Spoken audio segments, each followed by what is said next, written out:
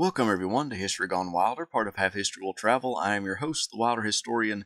Now, other than Longstreet's breakthrough, the defense of Horseshoe Ridge and Snodgrass Hill is probably the most famous moment of the Battle of Chickamauga. Union Major General George Thomas cobbled together a hodgepodge of retreating Federal regiments and held like a rock against repeated assaults by Confederate forces.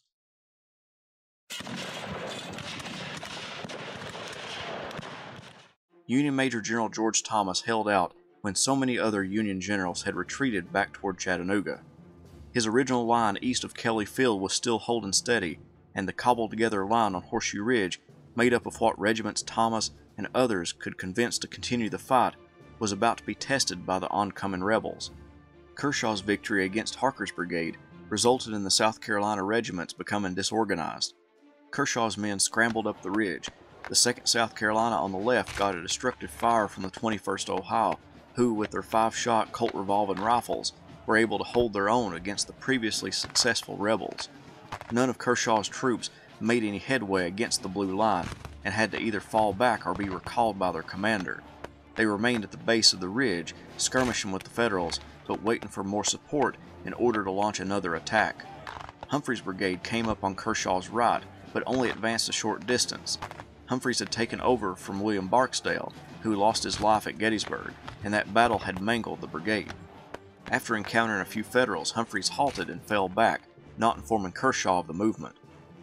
Humphreys told Longstreet that he believed the Federal position too strong to attack at that location, and Longstreet agreed, but this still left Kershaw without any support or knowledge about who may come to his aid.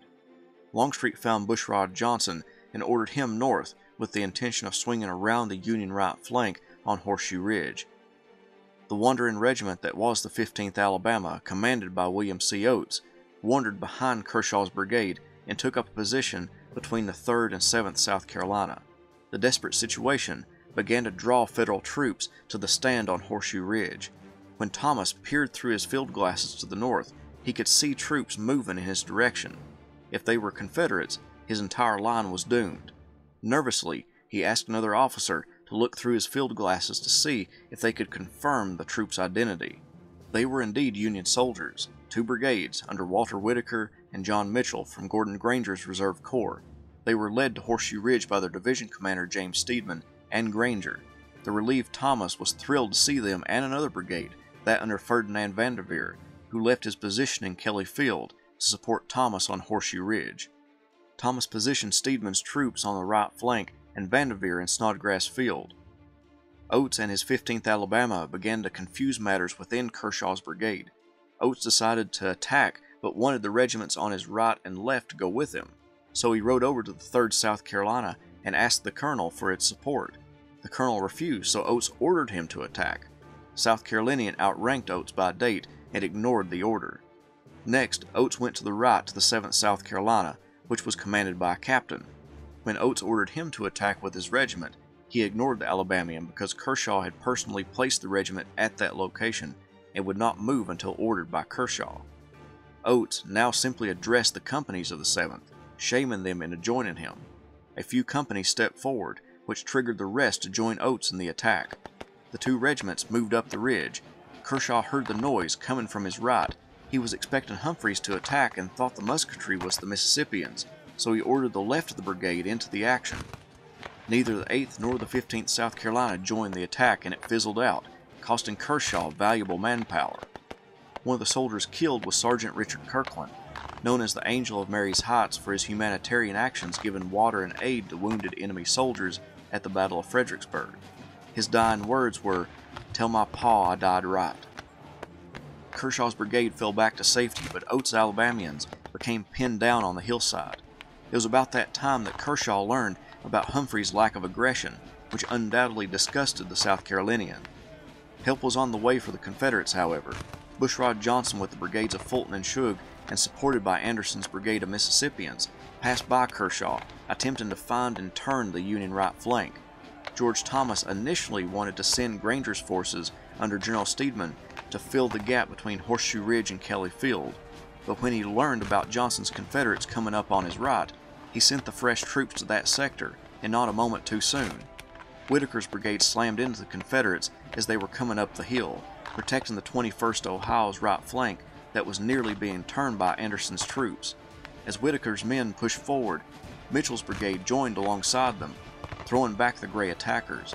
General Steedman rode in amongst the ranks, rallying men who may have wanted to turn back and encouraging the actions of those brave men who stayed. A fall from his horse left him hatless and bloody, but he continued to stay on the front lines. Fear and death may come for the general at any moment, and Aide asked him for any last words. Steedman stated, "Make sure they spell my name right." Whitaker's front line was so successful that they advanced too far out front, and a heavy fire sent the men running for the rear. As the Confederate left was falling back, Kershaw had been reorganizing his brigade to support this new assault. But as the South Carolinians moved up Horseshoe Ridge, they passed by the brigades they thought they were to support. This assault by part of Kershaw's brigade yielded no results, mostly because additional reinforcements from Vanderveer's brigade added more weight to the Union line. The 7th South Carolina did plant their colors on the breastworks of the Union position, but the minor breach was sealed and the Confederate brigade headed for the rear. Johnson on the left got more troops as Dee's and Manigault's brigades of Heineman's division came up to support the Confederate assaults. Johnson threw the brigades into action against Mitchell and Whitaker's brigades, but the attacks were met with difficult terrain and not properly deployed, which resulted in the Union forces throwing back each piecemeal attack launched by the Gray troops. It was now about 4 p.m. and both sides were exhausted, especially those units defending and attacking Horseshoe Ridge.